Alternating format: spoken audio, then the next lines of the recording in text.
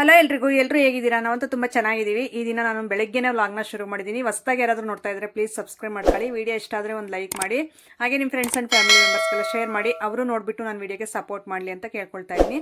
ಈಗ ಬೆಳಗ್ಗೆನೇ ನಾನು ಎದ್ಬಿಟ್ಟು ಹೊರಗಡೆದೆಲ್ಲ ಕಸ ಹುಡುಗಿ ಅದನ್ನೆಲ್ಲ ತೊಳೆದು ಹಾಗೆ ವಿಡಿಯೋನ ಇಲ್ಲಿಂದ ಸ್ಟಾರ್ಟ್ ಮಾಡಿದೆ ನಾನು. ಸೊ ಅದಕ್ಕೂ ಮುಂಚೆ ನನಗೆ ಅಂದರೆ ಸ್ವಲ್ಪ ಕತ್ಲೆ ಇತ್ತು ನಾನು ಎದ್ದಾಗ, ಅದಕ್ಕೋಸ್ಕರ ವಿಡಿಯೋನ ಸ್ಟಾರ್ಟ್ ಮಾಡಲಿಲ್ಲ. ಮಾಡ್ತೀನಿ ಕತ್ಲೆಯಲ್ಲೇನೋ, ಆದರೆ ಟ್ರೈಪಾಡ್ಗೆಲ್ಲ ಹಾಕ್ಕೊಂಡು ಸ್ವಲ್ಪ ನಂದು ಟ್ರೈಪಾಡ್ ಸರಿ ಇಲ್ಲ, ಹೊಸದು ನಾನು ಬುಕ್ ಮಾಡಬೇಕು. ಅದಕ್ಕೋಸ್ಕರ ನಾನು ಟ್ರೈಪಾಡ್ಗೆ ಹಾಕ್ಕೊಳಕ್ಕೆ ಆಗ್ತಾ ಇಲ್ಲ. ಯಾರಾದರೂ ಒಬ್ರು ಶೂಟ್ ಮಾಡೇ ಕೊಡಬೇಕು. ಸೊ ಇಷ್ಟರಲ್ಲೇ ಒಂದು ರಿಂಗ್ ಲೈಟು ಮತ್ತು ಟ್ರೈಪಾಡು ತೊಗೋಬೇಕು ಅಂತಂದು ಅಂದ್ಕೊಂಡಿದ್ದೀನಿ. ನೋಡೋಣ ಯಾವುದಾದ್ರೂ ಒಂದು ಒಳ್ಳೆ ಕಂಪ್ನಿ ನೋಡಿ ತೊಗೊಳ್ಳೋಣ ಅಂತ.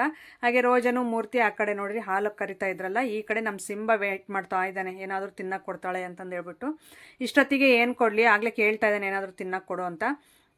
ನಾನು ಬಟ್ಟೆಗಳೆಲ್ಲ ನೆನ್ನೆ ಸಂಜೆನೇ ತೊಳೆದಾಕಿದ್ದೆ ವಾಷಿಂಗ್ ಮಿಷನ್ಗೆ. ಸ್ವಲ್ಪ ನೀರು ನೆನ್ನೆ ಸಂಜೆನೇ ಬಿಟ್ಟಿದ್ರು ಸ್ವಲ್ಪ, ಅದಕ್ಕೋಸ್ಕರ ನಾನು ನೆನ್ನೆನೇ ತೊಳೆದಾಕಿದ್ದೆ. ಸ್ವಲ್ಪ ಎಲ್ಲ ಒಣಗಿದಾವೆ, ಮತ್ತು ಇವತ್ತೂ ತೊಳಿಬೇಕು. ಇವತ್ತು ಬಟ್ಟೆ ಇದೆ ತೊಳೆಯೋ ಅಂಥದ್ದು. ಹಾಗೆ ನಾನು ಹೊರಗಡೆ ಕೆಲಸ ಎಲ್ಲ ಮುಗಿಸ್ಕೊಂಡಲ್ಲ, ಈಗ ಒಳಗಡೆ ಹೋಗ್ಬಿಟ್ಟು ಸ್ವಲ್ಪ ಟೀ ಏನಾದರೂ ಮಾಡೋಣ ಅಂತ. ಹಾಗೆ ನಾನು ಹೇಳಿದ್ನಲ್ಲ ಟ್ರೈಪಾಡ್ ತೊಗೊಂಡಿಲ್ಲ ಅಂದರೆ ಹಳೇದು. ನಾನು ಸ್ಟಾರ್ಟಿಂಗಲ್ಲಿ ಸುಮಾರು ಅಂದರೆ ಒಂದು 2 ವರ್ಷದ ಮೇಲೇ ಆಯಿತು ನಾನು ಸ್ಟಾರ್ಟ್ ಮಾಡಿ ಯೂಟ್ಯೂಬ್ ಚಾನಲ್ಲ. ಆಗ ನಾನು ಒಂದು 500-600 ಒಂದು ತೊಗೊಂಡಿದ್ದೆ.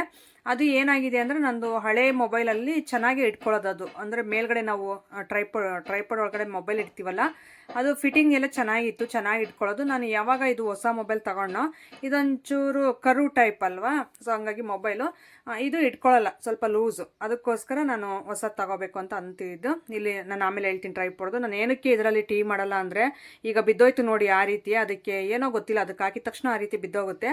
ಇಲ್ಲ ಕೈಯಲ್ಲಿ ಇಟ್ಕೊಂಡು ಆ ರೀತಿ ಹಾಕಬೇಕು. ಸ್ವಲ್ಪ ಡೇಂಜರೇ ಇದರಲ್ಲಿ ಹಾಕಿದ್ರೆ ಚೆಲ್ಲೋಗ್ಬಿಡುತ್ತೆ, ಯಾವಾಗಂದ್ರೆ ಅವಾಗ ಬಿದ್ದೋಗ್ಬಿಡುತ್ತೆ ಅದು. ಸೊ ಅದಕ್ಕೋಸ್ಕರ ನಾನು ಒಂದು ಪಾತ್ರೆಯಲ್ಲಿ ಮಾಡ್ತಾಯಿದ್ದೀನಿ. ಬೇರೆ ತಗೊಳ್ಳೋವರೆಗೂ ಸದ್ಯಕ್ಕೆ ಅಂತಂದು ನಾನು ಪಾತ್ರೆಯಲ್ಲೇ ಮಾಡ್ತಾಯಿದ್ದೀನಿ. ಈಗ ಆ ಪಾತ್ರೆ ತೊಳೆದಿರಲಿಲ್ಲ, ಹಂಗಾಗಿ ಇದರಲ್ಲೇ ಇಡ್ತಾಯಿದ್ದೀನಿ. ನಾನು ಅಷ್ಟರಲ್ಲಿ ಹೊರಗಡೆ ಅಂದರೆ ಒಳಗಡೆದು ಇದು ಸ್ಟವ್ ಎಲ್ಲ ಒರೆಸ್ಕೊಂಡು ಶೆಲ್ಫ್ ಬಂಡೆಗಳೆಲ್ಲ ಒರೆಸ್ಕೊಂಡು ಈಗ ಕಾಫಿಗೆ ಅಂತ ಇಡ್ತಾಯಿದ್ದೀನಿ, ಟೀಗೆ ಸಾರಿ. ನಾನು ಟ್ರೈಪಾಡ್ದು ಹೇಳಿದ್ನಲ್ಲ ನೋಡಿ, ನಾನು 2 ವರ್ಷದ ಮೇಲೆ ಆಗಿದೆ, ಇದುವರೆಗೂ ನಾನು ತೊಗೊಂಡಿಲ್ಲ.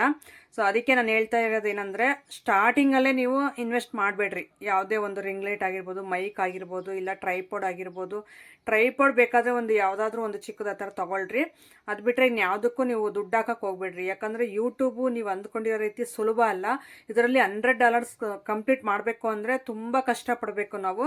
ಅದರಲ್ಲಿ ಸ್ವಲ್ಪ ಜನ ಮಧ್ಯದಲ್ಲೇ ಬಿಟ್ಬಿಡ್ತಾರೆ, ಇದರಿಂದ ಆಗಲ್ಲ ಬಿಡಪ್ಪ ಅಂತ. ಸ್ವಲ್ಪ ಜನ ಮಾಡ್ತಾ ಅವ್ರಿಗೆ ಬೇಸತ್ತು ಬಿಡತ್ತಾ ಅಂತಂದು ಹೇಳ್ಬಿಟ್ಟು ನೆಗ್ಲೆಕ್ಟ್ ಮಾಡಿದ್ರೆ ಡಾಲರ್ಸ್ ಅನ್ನೋದು ಕಂಪ್ಲೀಟ್ ಆಗಲ್ಲ. ಇದರಲ್ಲಿ ನಾವು ದುಡ್ಡು ತಗೊಂಡ್ರೆ ಮಾತ್ರ ಇದಕ್ಕೆಲ್ಲ ದುಡ್ಡು ಹಾಕ್ಬೋದು. ಅದೆಲ್ಲ ಡೆಡ್ ಆಗಿಬಿಡುತ್ತೆ ಐಟಮ್ ಎಲ್ಲ ನಾವು ತೊಗೊಂಡ್ರೆ. ನಾನು ಇದುವರೆಗೂ ಒಂದು ರಿಂಗ್ ಲೈಟ್ ತೊಗೊಂಡಿಲ್ಲ, ಅದು ಟ್ರೈಪಾಡ್ ಮಾತ್ರ ಅದು ಇರಲಿ, ಯಾವಾಗಲಾದರೂ ಯಾರೂ ಇಲ್ಲ ಅಂದರೆ ನನಗೆ ಯೂಸ್ ಮಾಡ್ಕೊಳಕ್ಕೆ ಬೇಕೇ ಬೇಕಾಗುತ್ತೆ ಅಂತ ಅದೊಂದು ತಗೊಂಡಿದ್ದೆ. ಮೈಕು ಇದೆಲ್ಲ ಏನೂ ತೊಗೊಂಡಿರಲಿಲ್ಲ. ಮೈಕ್ ಮಾತ್ರ ಮೊನ್ನೆ ಒಂದು ತೊಗೊಂಡೆ. ಸುಮಾರು ಅಂದರೆ 1 ಇಯರ್ ಆಯ್ತು ಹೇಳ್ರಿ, ಮೊನ್ನೆ ಅಂದರೆ ಮೊನ್ನೆ ಅಲ್ಲ. ಅದೂ ಅಷ್ಟೇನು ಚೆನ್ನಾಗಿಲ್ಲ. ಸ್ವಲ್ಪ ಚೆನ್ನಾಗಿರೋದು ಬೇಕಂದರೆ 7-8 thousand ಇಟ್ಟರೆ ಚೆನ್ನಾಗಿರೋದು ಬರೋದು. ಸ್ಟಾರ್ಟಿಂಗಲ್ಲೇ ಅಷ್ಟು ದುಡ್ಡೆಲ್ಲ ಹಾಕ್ಬಿಟ್ಟು ನಾವು ತೊಗೊಂಡ್ರೆ ಮತ್ತೆ ವೇಸ್ಟ್ ಆಗಿಬಿಡುತ್ತೆ. ನಾನು ಈಗಲೇ ಮೈಕೂ ತೊಗೊಳಲ್ಲ. ಸ್ವಲ್ಪ ಈಗ ರಿಂಗ್ ಲೈಟು ಮತ್ತು ಟ್ರೈಪಾಡ್ ತೊಗೊಂಡು ಆಮೇಲೆ ಮುಂದಕ್ಕೆ ನೋಡ್ತೀನಿ ಮೈಕೆಲ್ಲನೂ. ಸೊ ಸ್ವಲ್ಪ ಜಾಸ್ತಿ ದುಡ್ಡಲ್ಲ ಅವೆಲ್ಲನೂ, ಸುಮ್ಮನೆ ಹಾಕ್ಬಿಟ್ಟು ಏನಕ್ಕೆ ಅಂತಂದು. ಆದರೂ ನಾನೀಗ ಮಂತ್ಲಿ ಸ್ಯಾಲ್ರಿನೂ ತೊಗೊತೀನಿ. ತೊಗೊಂಡ್ರೂ ಇನ್ನೊಂದು ಸ್ವಲ್ಪ ದಿನ ಬೇಡ ದುಡ್ಡು ಹಾಕೋದು ಅಂತಂದು ಹೇಳ್ಬಿಟ್ಟು ನನ್ನ ಅನಿಸಿಕೆ. ನನಗೆ ಅನಿಸಿರೋದು ನಾನು ಹೇಳಿದ್ದೀನಿ. ಸೊ ನಿಮಗೆ ಯಾವ ರೀತಿ ಅನಿಸುತ್ತೋ ಆ ರೀತಿ ನೋಡಿ. ಸೊ ನನಗೇನೋ ಸ್ಟಾರ್ಟಿಂಗಲ್ಲಿ ದುಡ್ಡು ಹಾಕೋದು ಬೇಡ ಅಂತ ಅನಿಸುತ್ತೆ, ನನ್ನ ಒಪಿನಿಯನ್ ನಾನು ಹೇಳಿದೆ. ಈಗ ಟೀ ಮಾಡ್ಕೊಂಡು ಬಂದು ನಮ್ಮ ಮನೆಯವ್ರಿಗೆ ಕೊಟ್ಬಿಟ್ಟು ಹಾಗೆ ನಾನು ಕುಡಿತಾ ಕೂತ್ಕೊಂಡೆ. ಹಾಗೆ ಇವತ್ತಿನ ಸಾಂಬಾರಿಗೆ ನಾನು ಕುಪ್ಸೊಪ್ಪು ಮಾಡೋಣ ಅಂತ. ನಮ್ಮಮ್ಮ ಇದು ಕುರಿಮರಿಗಳು ಮೇಯ್ಸ್ಕೊಬರಕ್ಕೆ ಹೋಗುತ್ತೆ ಹೊಲ್ದ ಹತ್ರ. ಆವಾಗ ಸ್ವಲ್ಪ ಕಿತ್ಕೊಂಡು ಬಂದಿರೋ ಅಂಥದ್ದು ಒಂದು ಇಡೀ ಅಷ್ಟೇ ಇರೋದು, ಆದರೆ ನಮ್ಮ 4 ಜನಕ್ಕೆ ಆಗುತ್ತೆ ಅಂತ ನಮಗೆ ಕೊಟ್ಟರು. ಅವರು ಡೈಲಿ ಮಾಡ್ತಾಯಿರ್ತಾರೆ ಸೊಪ್ಪು ಸಾಂಬಾರಂತೆ, ಮಸ್ಸೊಪ್ಪಂತೆ, ಈ ರೀತಿ ಎಲ್ಲನೂ. ನನಗೆ ಒಂದು ಸ್ವಲ್ಪ ಇರೋದ್ರಿಂದ ನನಗೆ ಕೊಡ್ತು. ಅಂದರೆ ಅವ್ರಿಗೆ ಆಗಲ್ಲ ಇದು, ನಾವು 4 ಜನಕ್ಕೆ ಆದರೆ ಆಗುತ್ತೆ. ಅದಕ್ಕೆ ಈಗ ಸೊಪ್ಪೆಲ್ಲ ತೊಳೆಯೋಕೆ ಇಟ್ಟಿದ್ದೆ ಸೋಸ್ಬಿಟ್ಟಾಗ್ಲೇ. ಈಗ ಹಸಿಮೆಣ್ಸಿನ್ಕಾಯಿ, ಸ್ವಲ್ಪ ಇದು ನೋಡಿ ಕಡಲೆ ಬೀಜ ಹಸಿದು, ಅದನ್ನು ಹಾಕ್ಕೊಂಡು ಇದನ್ನು ಮಿಕ್ಸಿ ಮಾಡ್ಕೋಬೇಕು. ಸ್ವಲ್ಪ ಮಿಕ್ಸಿ ಮಾಡ್ಕೊಂಡ್ರೆ ಆಮೇಲೆ ಇದೆಲ್ಲ ಜೋಡಿಸಿ ಇಟ್ಬಿಡ್ಬೋದು. ತುಂಬ ಬೇಗನೂ ಆಗುತ್ತೆ, ಟೇಸ್ಟೂ ತುಂಬ ಚೆನ್ನಾಗಿರುತ್ತೆ ಸಾಂಬಾರು. ಇದು ಸ್ವಲ್ಪ ಇನ್ನೊಂದು ಸ್ವಲ್ಪ ನೆನಿಲಿ ಅಂತ ಹಂಗೆ ಇಟ್ಟಿದ್ದೀನಿ. ಆಗಲೇ ಒಂದು 2-3 ಸಾರಿ ತೊಳ್ಕೊಬಂದು ಲಾಸ್ಟ್ ಟೈಮಲ್ಲಿ ಈ ಥರ ನೀರಲ್ಲಿ ಇಟ್ಟಿದ್ದೀನಿ. ಈಗ ನೋಡಿ ಅದು ಹಸಿಮೆಣ್ಸಿನ್ಕಾಯಿನೂ ಮತ್ತು ಇದು ಕಡಲೆ ಬೀಜ ಮಿಕ್ಸಿ ಮಾಡ್ಕೊಳ್ಳೋಣ ಅಂತ. ಈಗ ವೀಡಿಯೋ ಕವರ್ ಮಾಡ್ತಾ ಇರೋದು ಮಾನ್ವಿಕು. ಸೊ ಹಂಗಾಗಿ ಸ್ವಲ್ಪ ಅಲ್ಗಾಡಿಸ್ತಾ ಇದ್ದಾನೆ ವೀಡಿಯೋನ. ಸೊ ಅಡ್ಜಸ್ಟ್ ಮಾಡ್ಕೊತೀರ ಅಂತ ಅಂದ್ಕೊಂಡಿದ್ದೀನಿ. ಈಗ ಅದನ್ನ ಮಿಕ್ಸಿ ಮಾಡ್ಕೊಬಿಡೋಣ, ಮತ್ತು ಕರೆಂಟ್ ಹೋದರೆ ಬಂದುಬಿಡೋಲ್ಲ ಅಂತ. ಹಾಗೆ ಅಕ್ಷಯ ತೃತೀಯಗೆ ನೀವೆಲ್ಲ ಏನೇನೆಲ್ಲ ಗೋಲ್ಡ್ ತಗೊಂಡ್ರಿ ಅಂತ ಕಾಮೆಂಟ್ ಸೆಕ್ಷನಲ್ಲಿ ತಿಳಿಸಿ. ನಾವೇನು ಯಾವ ವರ್ಷವೂ ಇದುವರೆಗೂ ಒಂದು ವರ್ಷವೂ ನಾನು ತೊಗೊಂಡಿಲ್ಲ ಅಕ್ಷಯ ತೃತೀಯ ದಿನ. ಸೊ ಅದು ತಗೊಳ್ಳೋ ಅಂಥ ಇದು ಇಲ್ಲ, ಬಂದೂ ಇಲ್ಲ ನನಗಂತ ಅದೃಷ್ಟ. ಆದರೆ ಅಕ್ಷಯ ತೃತೀಯ ದಿನ ಗೋಲ್ಡ್ ತಗೊಂಡ್ರೆ ಒಳ್ಳೇದಾ ಇಲ್ಲ ತಗೊಂಡ್ರೆ ಒಳ್ಳೇದಾ ತಗೋಬಾರ್ದಾ ಅನ್ನೋದು ನನಗೂ ಗೊತ್ತಿಲ್ಲ.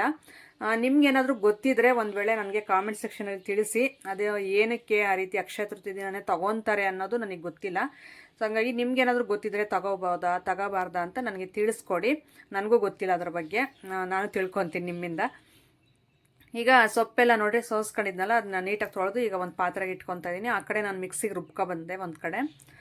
ಅದು ಮಿಕ್ಸಿಗೆ ಬಂದಮೇಲೆ ಏನಾಗುತ್ತೆ ಅಂದರೆ ಬೇಗ ನಾವು ಕಲಸಿಟ್ಬಿಡ್ಬೇಕು. ಅದು ಮಿಕ್ಸಿಲೇ ಇದ್ದರೆ ಒಂಥರ ಕಳಿಸ್ದಂಗೆ ಆಗುತ್ತೆ. ಸೊ ಬಿಸಿಲು ಬೇರೆ ಈಗ, ಹಾಗಾಗಿ ನಾನು ಬೇಗ ಕಲಸಿಡೋಣ ಅಂತ ಕಲಸಿಡೋಕ್ಕೆ ಈಗ ಸೊಪ್ಪೆಲ್ಲ ತಗೊಂಡೆ. ಇದ್ರ ಜೊತೆಗೆ ನಾನು ಮಿಕ್ಸಿ ಮಾಡಿರುವಂಥದ್ದು ಅದೆಲ್ಲ ಹಾಕ್ಬಿಟ್ಟು ಒಂದು ಸ್ವಲ್ಪ ಟೇಸ್ಟ್ಗೆ ಉಪ್ಪು ಹಾಕಬೇಕು. ಇಷ್ಟೇ ಈ ಸಾಂಬಾರ್ಗೆ ಹಾಕುವಂಥದ್ದು. ಈರುಳ್ಳಿ ಕಟ್ ಮಾಡಿ ಹಾಕ್ಕೋಬೇಕು ಸ್ವಲ್ಪ ಜಾಸ್ತಿನೇ. ತುಂಬ ಎಕ್ಸಲೆಂಟಾಗಿರುತ್ತೆ ಟೇಸ್ಟು. ನಮ್ಮ ಕಡೆ ಇದನ್ನು ಕುಪ್ಪು ಅಂತ ಕರಿತೀವಿ, ಸಾಂಬಾರ್ ಹೆಸರೇ ಕುಪ್ಪು. ನಿಮ್ಮ ಕಡೆ ಯಾವ ರೀತಿ ಕರಿತೀರಾ ಈ ರೀತಿ ಸಾಂಬಾರನ್ನ ಅಂತಂದು ಅದನ್ನು ಹೇಳಿ ನನಗೆ ಕಾಮೆಂಟ್ ಸೆಕ್ಷನಲ್ಲಿ. ಈಗ ಸ್ವಲ್ಪ ಜಾರಿಗೆ ನೀರು ಹಾಕ್ಬಿಟ್ಟು ಅದನ್ನೆಲ್ಲ ತೊಳೆದು ಇದಕ್ಕೆ ಹಾಕ್ಕೊಂತ ಇದೀನಿ ಒಟ್ಟಿಗೆ. ಹಾಗೆ ಒಬ್ಬರು ಸಿಸ್ಟರು ಒಂದೇ ರೀತಿ ವ್ಲಾಗ್ನ ಮಾಡ್ತೀರಾ, ಸ್ವಲ್ಪ ಡಿಫ್ರೆಂಟಾಗಿ ಮಾಡಿ, ನಮಗೂ ಬೇಜಾರು ಅನಿಸುತ್ತೆ ನೋಡೋ ಅಂಥವ್ರಿಗೆ, ನಿಮಗೂ ರೀಚ್ ಚೆನ್ನಾಗಿರುತ್ತೆ, ಅದಕ್ಕೋಸ್ಕರ ಹೇಳ್ತೀನಿ, ತಪ್ಪಾಗಿ ತಿಳ್ಕೊಬೇಡಿ ಅಂತಂದು ಹೇಳಿದ್ರಿ. ಸೊ ಇದರಲ್ಲಿ ತಪ್ಪು ತಿಳ್ಕೊಳ್ಳೋ ಅಂತ ಏನಿಲ್ಲ, ನೀವು ನನಗೆ ಯೂಸ್ ಆಗಲಿ ಅಂತಂದು ಹೇಳ್ತಾ ಇರೋದು. ಫ್ರಾಂಕ್ ವೀಡಿಯೋಸ್ ಮಾಡಿ ಮತ್ತು ಚಾಲೆಂಜಿಂಗ್ ವೀಡಿಯೋಸ್ ಮಾಡಿ ಅಂತಂದು ಹೇಳಿದ್ರಿ. ಫ್ರಾಂಕ್ ಮಾಡೋಕ್ಕೆ ನಮ್ಮ ಮನೆಯವ್ರು ನಿಜವಾಗ್ಲೂ ಫ್ರಾಂಕ್ ಆಗಲ್ಲ, ಇಲ್ಲಾಂದರೆ ನಾನು ಇಷ್ಟರಲ್ಲಿ ಯಾವಾಗಲೂ ಮಾಡ್ತಾಯಿದ್ದೆ.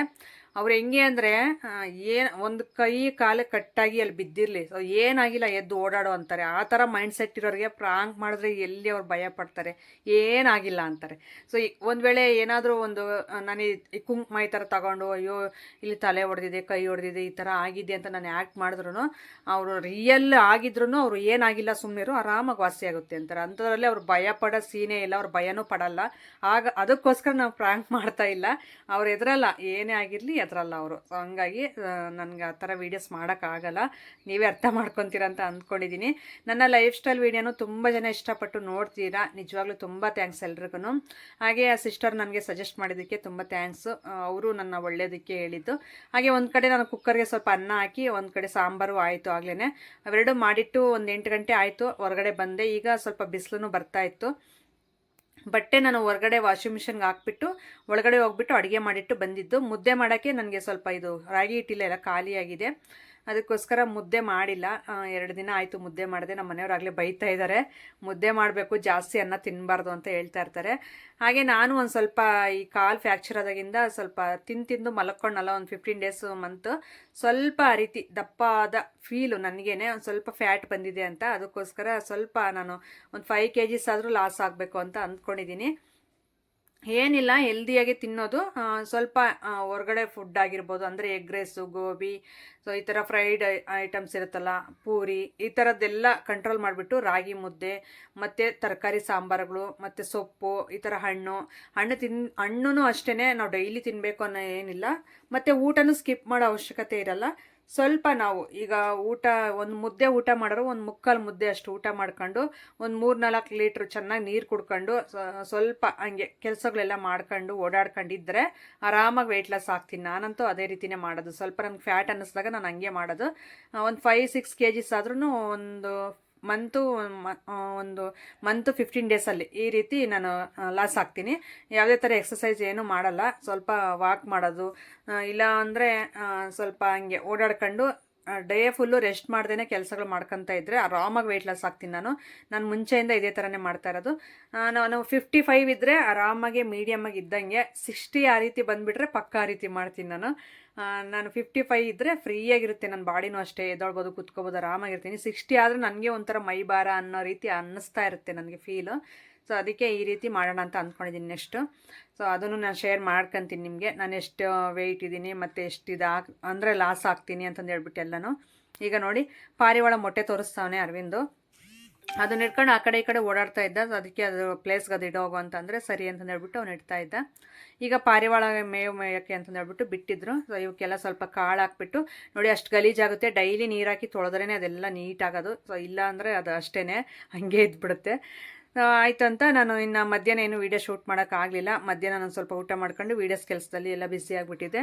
ಈಗ ಮಧ್ಯಾಹ್ನ ಒಂದು 4 ಗಂಟೆ ಮೇಲೆ ಸ್ನಾನ ಮಾಡ್ಕೊಂಡು ಮೈಗೆ ಈಗ ಬಟ್ಟೆ ನಾನು ತೊಳೆದಾಕಿದ್ನಲ್ಲ ಅವೆಲ್ಲ ಒಣಗಿದ್ವು. ಈಗ ಅವನ್ನೆಲ್ಲ ಒಳಗಡೆ ತಗೊಂಡೋಗಿ ಮಡ್ಚಿಡ್ಬೇಕು ಅಂತ ತೊಗೊತಾ ಇದ್ದೀನಿ. ಸೊ ಇಷ್ಟೆಲ್ಲ ಕೆಲಸಗಳಿರ್ತವೆ, ಮತ್ತು ಮಧ್ಯೆ ಮಧ್ಯೆ ನಾನು ವೀಡಿಯೋನೂ ಶೂಟ್ ಮಾಡ್ಕೋಬೇಕು. ಸೊ ವೀಡಿಯೋ ಕೆಲಸಗಳು ಇರ್ತವೆ, ನಾನು ಎಡಿಟಿಂಗ್ ಅಂತೆ ತಮ್ಲೇನ್ ಅಂತ ಇವನು ಅದ್ರ ಜೊತೆಗೆ ಈ ರೀತಿ ಕೆಲಸಗಳೆಲ್ಲ ಮಾಡ್ತಾ ಇರ್ಬೇಕು ಮನೆ ಹತ್ರ. ಸೊ ರೆಸ್ಟ್ ಅನ್ನೋದು ಕೊಡದೆ ನಾವು ಕೆಲಸಗಳು ಯಾವಾಗ ಮಾಡ್ತೀವೋ ಅವಾಗ ನಾವು ವೆಯ್ಟ್ ಗೇನ್ ಆಗೋಕ್ಕೆ ಸಾಧ್ಯ ಇರಲ್ಲ. ನಾವು ಯಾವಾಗ ತಿಂದ್ಬಿಟ್ಟು ಸ್ವಲ್ಪ ರೆಸ್ಟಾಗಿ ಡೈಲಿ ಅದೇ ರೀತಿ ಮಾಡ್ತಾ ಹೋದರೆ ಅವಾಗ ಫ್ಯಾಟ್ ಅನ್ನೋದು ಪ್ರತಿಯೊಬ್ಬರಿಗೂ, ಸಣ್ಣ ಇರೋರ್ಗೂ ಬರುತ್ತೆ, ದಪ್ಪ ಇರೋರ್ಗೂ ಬರುತ್ತೆ. ಹಾಗಾಗಿ ನಾನು ಇನ್ಮೇಲೆ ಸ್ವಲ್ಪ ರೆಸ್ಟ್ ಮಾಡೋದು ಕಡಿಮೆ ಮಾಡಬೇಕು. ನನ್ನ ಕಾಲು ಸ್ವಲ್ಪ ವಾಸಿ ಆಗಲಿ ಅಂತ ಸ್ವಲ್ಪ ರೆಸ್ಟಲ್ಲೇ ಇದ್ದೆ ಇಷ್ಟು ದಿನ. ಸೊ ಇನ್ಮೇಲೆ ಸ್ವಲ್ಪ ಪರವಾಗಿಲ್ಲ, ಈಗ ಆರಾಮಾಗಿ ಕೆಲಸಗಳು ಮಾಡಬೇಕು ಅಂತ ಅಂದ್ಕೊಂಡಿದ್ದೀನಿ.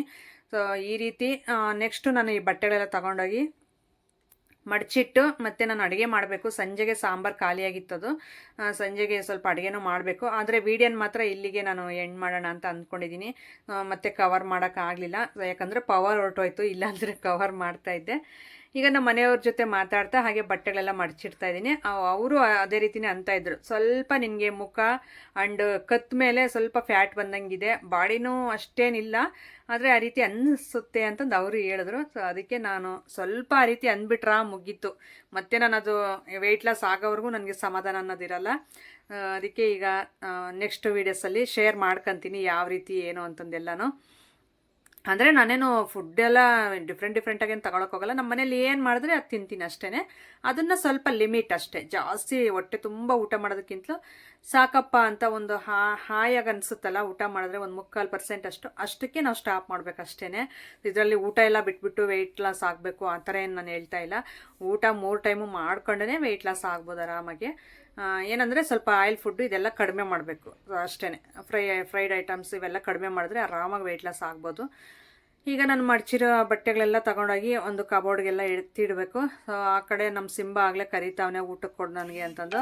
ಸೊ ಅವನಿಗಂತೂ ಯಾವಾಗಲೂ ಟೈಮ್ ಟು ಟೈಮ್ ಊಟ ಇರಲೇಬೇಕು, ಇಲ್ಲಾಂದರೆ ಸುಮ್ಮನೆ ಇರಲ್ಲ. ನಾನು ಎಷ್ಟು ಸುಮ್ಮನೆ ಇರಲ್ಲ. ಹಾಲು ಅನ್ನ, ಈ ರೀತಿ ಮೊಸರು ಅನ್ನ, ನಾನ್ ವೆಜ್ ಮಾಡಿದಾಗ ನಾನ್ ವೆಜ್ಜು ತಿಂತಾನೆ.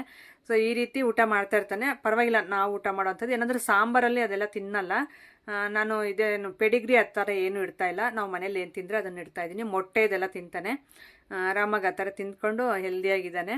ಸೊ ಈಗ ನೋಡಿ ಫೈನಲಿ ನಾನು ಬಟ್ಟೆ ಎಲ್ಲ ಮಡಿಸಿಟ್ಟೆ. ಈ ರೀತಿ ಇತ್ತು ಇವತ್ತಿನ ವೀಡಿಯೋ. ಸಿಗೋಣ ನಾಳೆ ಒಂದು ಒಳ್ಳೆ ವ್ಲಾಗ್ ಮುಖಾಂತರ. ಹಾಗೆ ಹೊಸಬ್ರು ಯಾರಾದರೂ ನೋಡ್ತಾ ಇದ್ದರೆ ಪ್ಲೀಸ್ ಸಬ್ಸ್ಕ್ರೈಬ್ ಮಾಡ್ಕೊಳ್ಳಿ. ವಿಡಿಯೋ ಇಷ್ಟ ಆದರೆ ಒಂದು ಲೈಕ್ ಮಾಡೋದು ಮಾತ್ರ ಮರಿಬೇಡಿ. ಲೈಕ್ ಮಾಡಿ, ಆದಷ್ಟು ನನಗೂ ಸಪೋರ್ಟ್ ಮಾಡಿ. ಸೊ ನಾನು ಇನ್ನೂ ನನ್ನ ಲೈಫ್ ಸ್ಟೈಲ್ ವೀಡಿಯೋಸು ಚೆನ್ನಾಗಿ ತೋರ್ಸೋಕ್ಕೆ ನಿಮಗೆ ಟ್ರೈ ಮಾಡ್ತೀನಿ. ನಾನು ಕಷ್ಟಪಟ್ಟು ವೀಡಿಯೋಸ್ ಮಾಡ್ತಾ ಇರ್ತೀನಲ್ಲ, ಹಾಗಾಗಿ ಅದಕ್ಕೆ ಪ್ರತಿಫಲ ಅಂತ ಒಂದು ಲೈಕ್ ಮಾಡಿ ಸಬ್ಸ್ಕ್ರೈಬ್ ಮಾಡ್ಕೊಳ್ಳಿ ಅಷ್ಟೇ. ಸೊ ನಾನು ಇನ್ನೂ ಸ್ವಲ್ಪ ರೀಚ್ ಆಗಬೇಕು ಯೂಟ್ಯೂಬಲ್ಲಿ ಅಂದರೆ ನೀವು ಲೈಕ್ ಮಾಡಬೇಕು, ಸಬ್ಸ್ಕ್ರೈಬ್ ಮಾಡ್ಕೋಬೇಕು. ಆಗ ನನಗೂ ಒಂದು ಸ್ವಲ್ಪ ಎನರ್ಜಿ ಅನ್ನೋದಿರುತ್ತೆ. ಸಿಗೋಣ ನಾಳೆ.